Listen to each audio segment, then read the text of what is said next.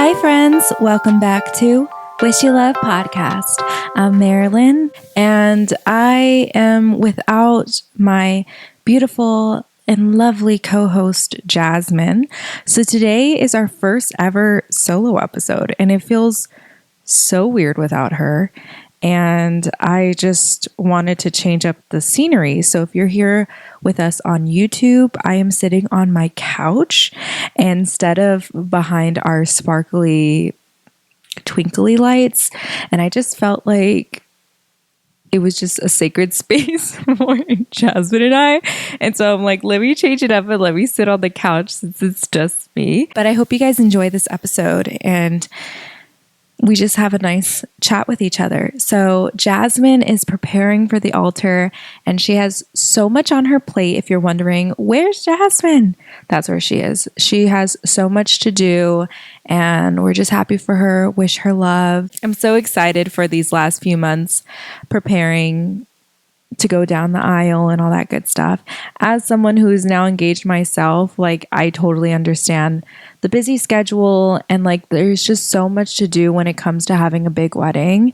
And so let's just all wish her love for a moment. Wish her love, wish her love, wish her love. So it's so weird that it's just me. And I might say this multiple times, but yeah, how have y'all been doing? How have y'all been doing? Comment down below how you guys have been doing. If you didn't know, we are available for listening on Apple Podcasts and as well as Spotify. And as well, we have, of course, our YouTube channel if you're watching us on here for the video format. I'm literally surrounded by pua and like so many pillows here on my couch. It's actually quite a comfy setup.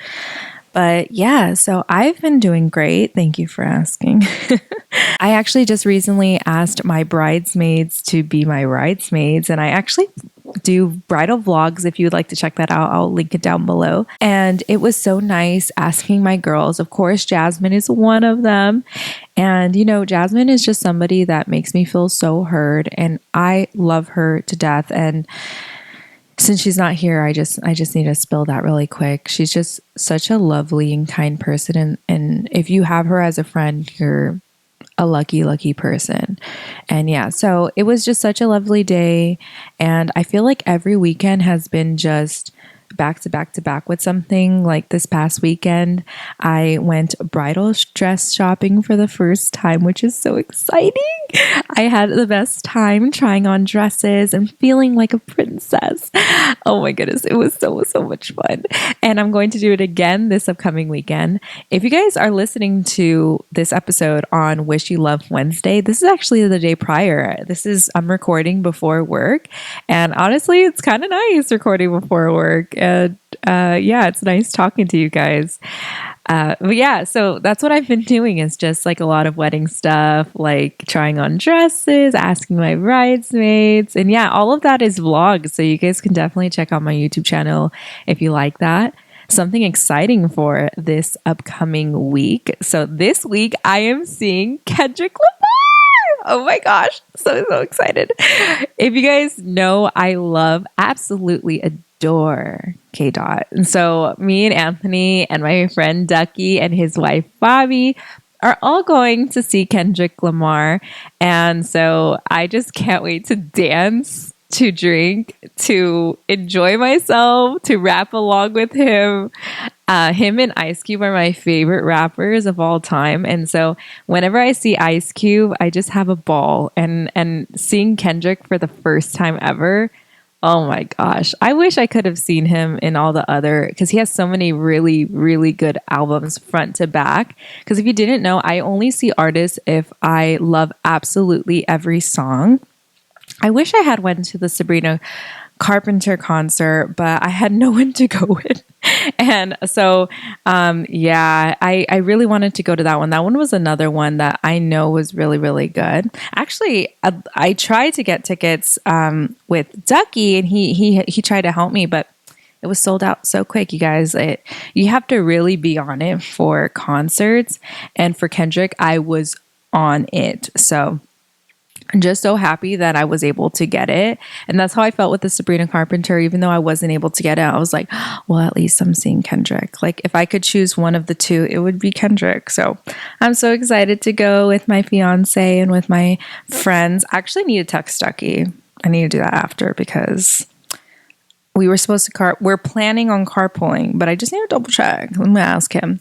But anyways, so this week's episode, I have a quote for you guys, a quote to live by. I hope you guys enjoy this message. We've talked about choosing our people in our lives and how important that is before, but I kind of want to dive deeper into this Les Brown quote about that. So I hope you enjoy the video. Hope you enjoy the message. And please, if you like the message, like, comment, subscribe, follow whatever platform you're on. It really helps the podcast. So this quote again is from Les Brown, my favorite motivational speaker.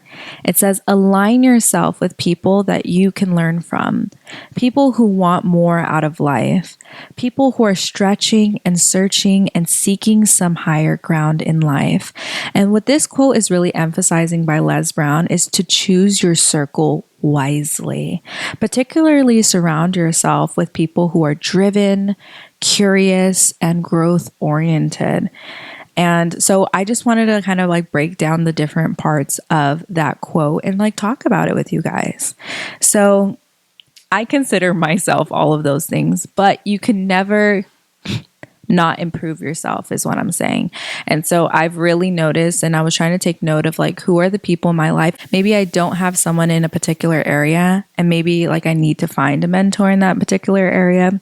So yeah, so I really like this quote. It says, align yourself with people that you can learn from. And I thought of multiple people from this quote, and I really thought of elders. I think it's really important to have people in your life who are older than you and wiser than you, because they have experienced more life than you. And, you know, as I am preparing for marriage, something that's very interesting is I noticed that my way of thinking in my relationship has changed, because it's no longer just me and it's no longer just Anthony. And this professor that I work alongside of, her name's Professor Parker. She doesn't listen to the podcast. I haven't like plugged in or anything, but I haven't told her about it. But Professor Parker said this really nice quote that I feel like she's somebody that I go to for exactly this, that I can learn from. And she said, in a marriage, 1 + 1 = 3. And at first she's like, do you know what that means? I'm like, no, I don't know what that means. And she said, people think 1 + 1 = 2 in a marriage, but it doesn't. In a marriage, 1 + 1 = 3. And she was saying that you have you, your husband has him, and you also have what you guys are together. So you have yourself, your identity with yourself, and then as well, your husband has his own identity, his own interests, his own things, but you also have your own things that are together as one. And she was saying the importance of not losing yourself in a marriage and still having your own friends, your own interests, your own things that are important to you. But as well, of course, uniting as one and being a unit as one. And so I really liked that idea, because, you know, I'm not a wife yet, and I am a fiance now, but I've been a girlfriend for the past 7 years. And I think I definitely lived life of 1 + 1 = 2, but now realizing that it is important to not just live for myself and him as well, not just live for himself, but live for each other, but as well containing our own identities. And so that's something that has been really important to emphasize when preparing for the altar and making sure that our decisions are done together. And, you know, I will share something vulnerable on here about wedding planning, and because it ended in a beautiful growing moment, and it's important to realize like where you can grow as a person. So, you know, throughout the wedding planning process, it has been such an exciting time, especially for me, because I've always dreamt of this, and I'm definitely the type of personality. It doesn't matter where I am, whether it's work, school, friends, relationships. I've always been the one that takes initiative and takes charge of everything. But at the same time, when it comes to the wedding, I can't just take charge of everything. I have to also include Anthony into the decision making, or let him to decide to do certain things and pick certain things. So Anthony was expressing to me, he's like, you didn't even ask me. You just like decided this all on your own. And at first I got very defensive because I'm like, you told me to do that. But I realized when I talked to Professor Parker to take a step back and to realize like he's voicing how he feels, Marilyn, so acknowledge that. And so we had a lovely moment in my house, literally on this couch, and where I apologized. I apologized for, always taking lead and always taking control of things and deciding things without you, because now I'm learning to become a wife and I'm learning to include you in everything. And that sounds so crazy, but I'm being real. And, I cried and I gave him a kiss, and he, the amazing, sweet man that he is, he accepted my apology. And he was like, and he acknowledged what he needed to do better, of like, I need to take more initiative. And, Professor Parker was saying that these can be problems down the line, because one day you're not going to be your preppy young self and you might resent him for having you always take charge. And so I told him that, and he's like, and so it was such a lovely full moment together of realizing that we have so much growing to do before we get to the altar, and even after the altar. And so that is something, sorry for my nose, it's really stuffy, but that is something that is really important, is to align yourself with people that you can learn from. And for me, I feel like it's elders. And as well, of course, like Anthony's mom, my suegra, she has so much wisdom when it comes to marriage as well, of just guiding me. And, we've talked about, children, which are her future grandchildren. And we've talked about, decision. She's like, well, this is a decision for both of you guys, And so I think it's just really important to have those elders around you and to help you and guide you for your life, whether that just be, life or marriage or what have you not. And so I just really, really love this quote. And especially that first part of the quote really, really sticks out to me. So I really encourage you to connect with individuals who have knowledge, experience, or wisdom that you may not have yourself yet. And these people should be people who challenge you to think differently, just like Professor Parker did for me, of like, I was in the mindset of 1 + 1 = 2, but no, 1 + 1 in a marriage equals 3. And of course, these people should definitely push you out of your comfort zone like Professor Parker did. It made me feel very uncomfortable realizing I was in the wrong, and I had to apologize and own up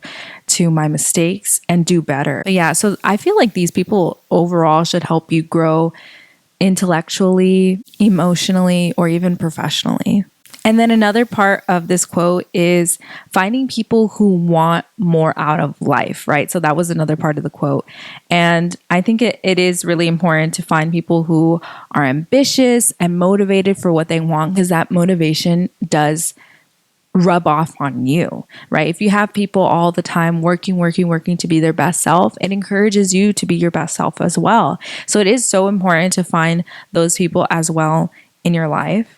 And people who definitely won't settle for mediocrity, who have goals, dreams, or hunger to improve themselves or their lives or circumstances. I feel like I'm definitely one of these people where I'm very goal driven, but it comes to a fault where it's exhausting.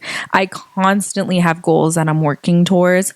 Like for this morning, I feel like that could, just for a minute, I feel like that's also a bad thing about me, is that I'm extremely goal driven. Like for the podcast, for the YouTube channel, for working out, for my friendships, for my relationship, there's just so many parts of my life that I'm consistently working on, whether also, being a professor, being the best professor I can be, there's always something that I'm working towards. And so it's really important to have somebody like that in your life that can lend you words of encouragement in times where you really need it. Like, for example, when it comes to working out, I feel like Anthony is a really good and stable partner for that, because he's not like somebody who works out for 1 month and then doesn't for the rest of the year or is on and off. No, he's pretty consistent with working out and trying to eat clean and eat good.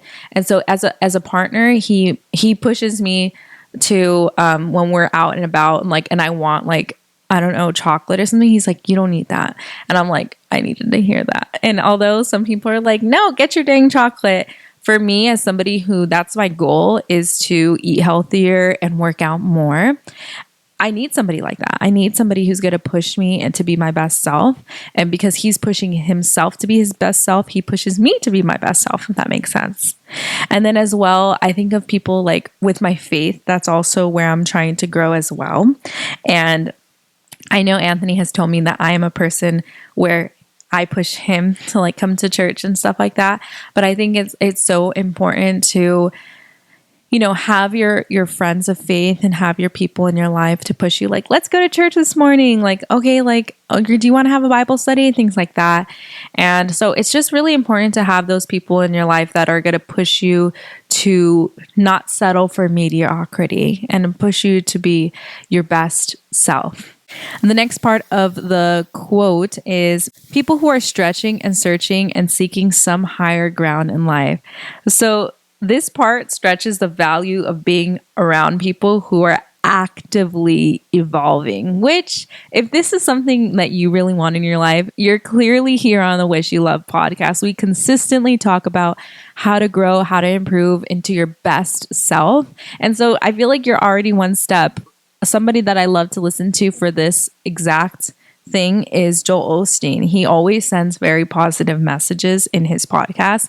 And so I think it's really important to surround yourself around positive music that is uplifting, positive podcasts, if that's your form of media intake, positive YouTube channels, like Remy Ashton is somebody who's like super positive. Ashley Nicole, Alicia Marie, those are just like vloggers that I like to watch, and they have their own podcasts too that are my favorite podcasts as well.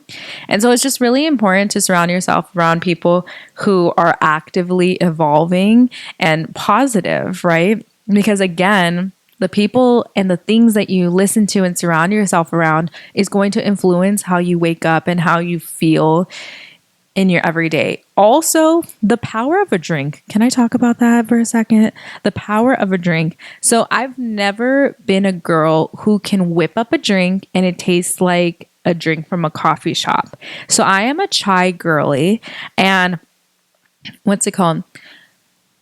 I always enjoy getting chai drinks, whether it be from various coffee shops, whether it's pumpkin chai, gingerbread chai, lavender chai, regular chai. I love all of them, and they're always so delicious. So I actually went to Target the other day with Anthony, and I got this Tazo skinny chai tea, and it comes like in a container, and I need to buy more. Like, I'm fiending when I finish this episode. I want to go get more. Like, oh my gosh, like it was so good. So I added that 1 teaspoon of sugar and soy milk. And you guys, it tasted like a coffee shop. You guys. And so I was so happy. Literally, when I took my first sip, I was like, oh my goodness, who am I? What is life? Like, that changed the game for me. I literally, yesterday was when I experienced this. It was on Monday. And I had 3. I had 3 cups. And I don't care that I had 3 cups. It was delicious. And I'm going to have another cup today after this. So delicious, so yummy. Love, love, love, love, love.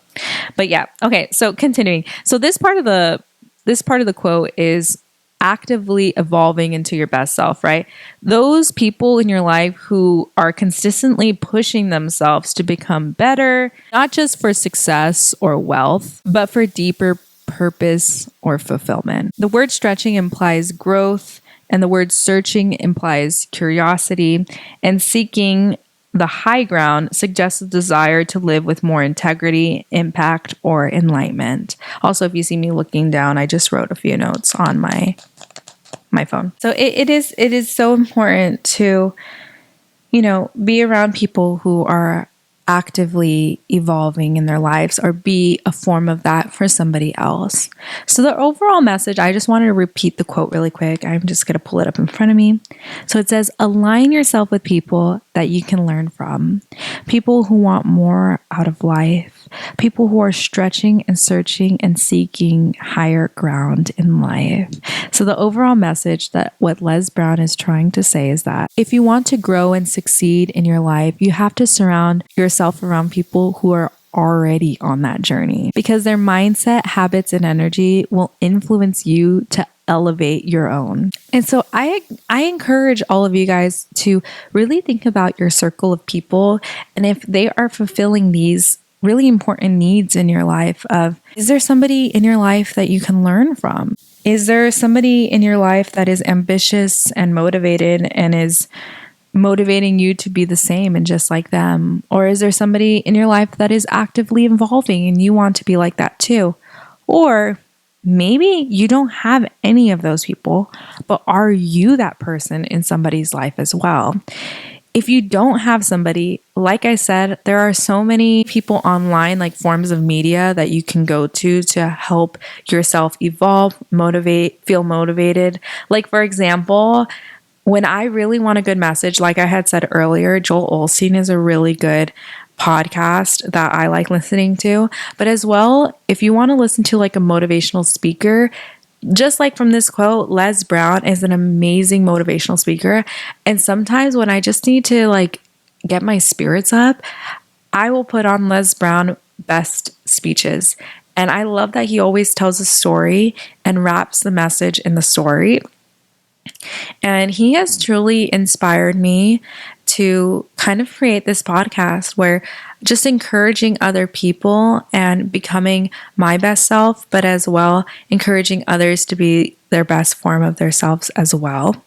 Because I think that there's always room to grow. There's always something to learn about yourself. And I've just been really learning that as a fiance and preparing for the altar of, wow, there's so much that I need to improve on before I become a wife, or there's so many things that I need to think about before becoming a mother. And it's just been a very healing time in my life, but as well scary, because there's so many things where I thought that I was okay, and I definitely need more healing from. I'm going to do a really quick side note, but I'm really bad with confrontation, and I'm really bad with problems, essentially. And I'm really bad at speaking up for myself. And so I had went to the nail salon, and I will not say what nail salon this is because that's somebody's livelihood.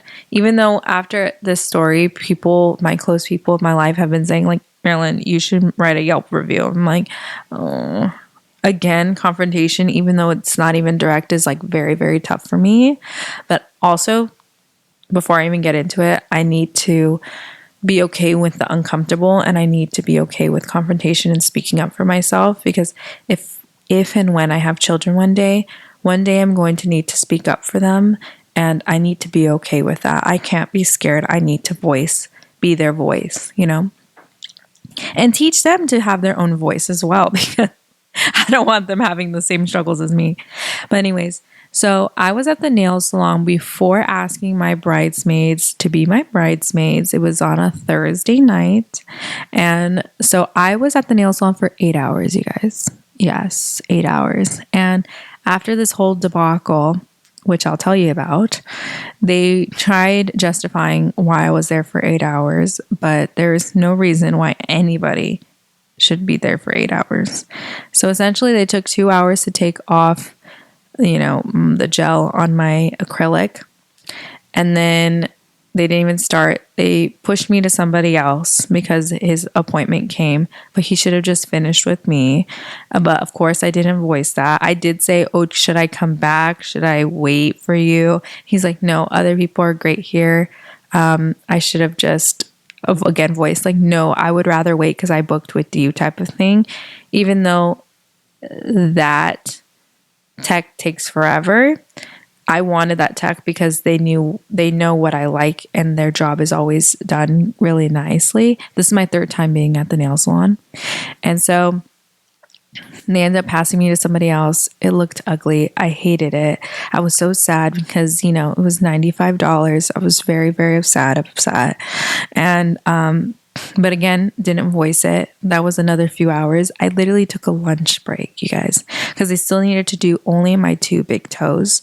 Only my two big toes. I have acrylic on them. And so only my two big toes they needed to do. So I came back. The guy that was originally doing my nails ended up he ended up starting my two big toes. And that took like maybe an hour and a half. I don't freaking know at this point. I actually wrote down the timeline because I had to send in a message. But essentially, he did it. And then he was like, I'm sorry, somebody else just came in. Like, do you want to like go somewhere and then come back? I'm like, at this point, I'm like, yes, because my butt hurts. I'm there for like, I think 5 hours at that point, 5 or 4 hours. And so I end up leaving. I go to Trader Joe's really quick because he said 20 minutes. It was not 20 minutes. It was ended up being another hour, which was another time for the wait. And so I actually brought him McDonald's. I was like, let me get him a drink and I got him fries and you might be like, Marilyn, what the fuck? But it was because he had agreed to fixing my acrylic. And I felt so grateful because I absolutely hated my nails. They were very ugly. And so I come back. He works on the lady. He finally comes back to my feet and finishes the 2 nails. And then he starts on the last hour of the 8 hours I was there. He really quickly does my nails. I end up leaving the next day on Friday. My left toe was itchy and it hurt. And I was like, oh no, like what the heck? I thought it was a blister. It was extremely, extremely painful. When Anthony's mom seen it, she's like, oh my gosh, Marilyn, I think it's infected. Like you need to put alcohol, put Neosporin and things like that. I was like, I don't think it's infected. She's like, I never seen my foot look like that before.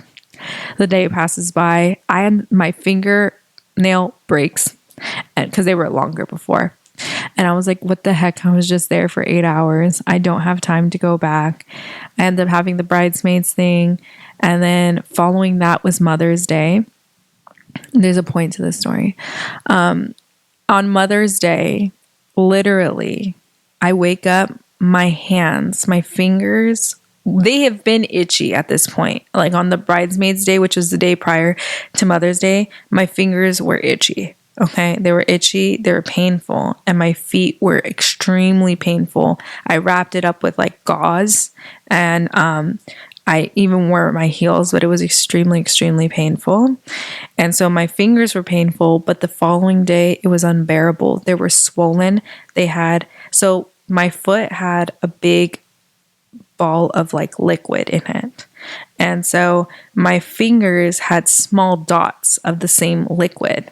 And I know because when I was sleeping, I was scratching, I was like biting because it was so painful when I was sleeping. And literally now my nails look all messed up. I ended up going to the urgent care. The doctor said it was an infection. I am on antibiotics still to this day, 4 times a day. And so the nail salon tried to say that it wasn't because of them, but it was because all of my nails and my 2 nails were infected. The other toes that were not touched, the other 8, right? Yeah, the other 8 were not infected. So what do you think? It was horrible. It was extremely hard for me to be confrontational of just telling them of my experience, and they ended up giving me my money back even though they didn't really want to. And yeah, they wanted me to come back. I was like, I'm not coming back, dude. Like, I don't think they realized how much pain I was in and how this literally ruined my week because of the pain. I couldn't walk. It was extremely hard to walk with my feet, especially on Friday. It was horrible. But the long story short is that I need to be okay with confrontation. I need to be okay with standing up for myself. And I need to be okay to vocalize how I feel. And yeah, so little short story of how it's important to always recognize where your weaknesses are and actively try to evolve, even though that is probably my biggest thing that is difficult for me is just confrontation. It's extremely, extremely hard for me. But I have some wins. I had somebody at my engagement party wear white, and I did confront them of like, hey, don't do that. Like, that wasn't nice. It felt intentional. They apologized. And so, I have some wins of voicing how I feel to others, but there are other times where I'm like, yeah, no, I still can't. So, yeah, but that's all my rambling for today. I have a little bit more than an hour before I have to go to work. Thank you so much for clicking on this episode and being here with me on my solo episode. I'm going to send this to Jazmine. I hope she tells me I did a good job. It's so weird doing it without Jazmine. I always do it with her. Even during the intro, I was like, how does it go? It goes something like, I'm Marilyn and I'm Jazmine. I was just like, I'm Marilyn. That's it. But this has been very therapeutic and so nice, you guys. So thank you so much for clicking on this episode. Check out my bridal vlogs if you like vlogs or if you like wedding planning and all that good stuff. It's linked down below. And I hope you have a blessed day. And above else, I wish you love. Bye.